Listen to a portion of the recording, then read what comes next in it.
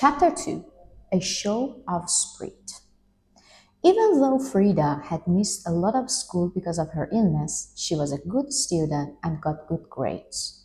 Frida had a photographic memory, which meant she could picture something in her head after she had seen or read it.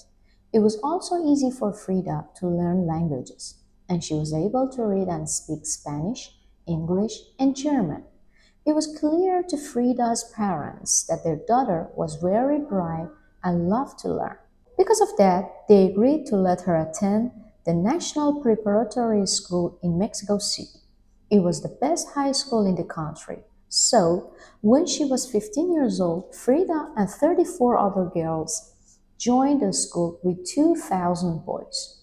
But Frida wasn't afraid or worried. She knew she was smart and she knew that she would do well. Frida was away from home for the first time. It opened her eyes, her head, and her heart to lots of new things. The big, bustling capital city had been at the heart of the Mexican Revolution, which had lasted from 1910 to 1920. The friends Frida made, the things they talked about, and what she was learning in class all changed Frida's life. She was no longer Frida Peg-Leg. Her classmates saw her as a smart, fun, mischievous girl who could do anything she put her mind to. Frida took all kinds of classes in high school. Her favorite subjects were science and math. Although Frida's father and grandfather had been photographers, Frida decided she wanted to be a doctor. That was unusual for a young girl in Mexico at that time. It would not be easy and would take many years, but Frida was determined to do it. Even though Frida and her friends studied hard, they also liked to have fun, especially Frida. She joined a group called the Cachuchas. This was the name of the special red caps they all wore. The group was made of 7 boys and 2 girls. The leader of the group was Alejandro Gomez Arias. He became Frida's boyfriend. Frida loved hanging out with her friends. More than anything, they liked to play pranks and practical jokes on people. Frida was popular in the group because she was so daring and brave. She didn't care if she got into trouble. She liked being a troublemaker and annoying her teachers.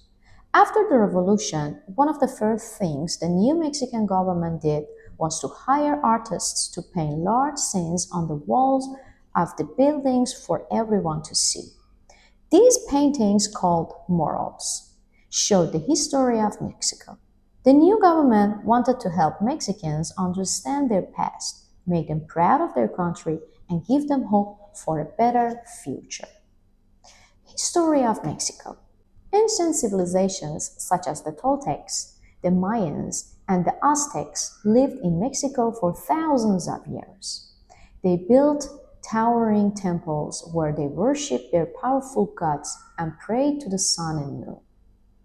They created amazing artwork, jewelry, pottery, and textiles. This all changed when the Spanish arrived in Mexico in 1519. They brought their language, their way of life, and their style of European art and architecture with them. The native people of Mexico and the Spanish fought for many years.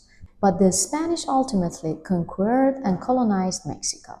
Then, in 1810, Mexico declared its independence from Spain. The new country and its citizens were a mix of all these cultures.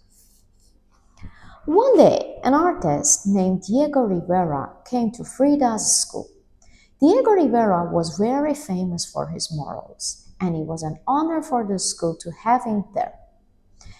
Frida didn't care that he was famous. She liked calling him Old Fatso while he was trying to work.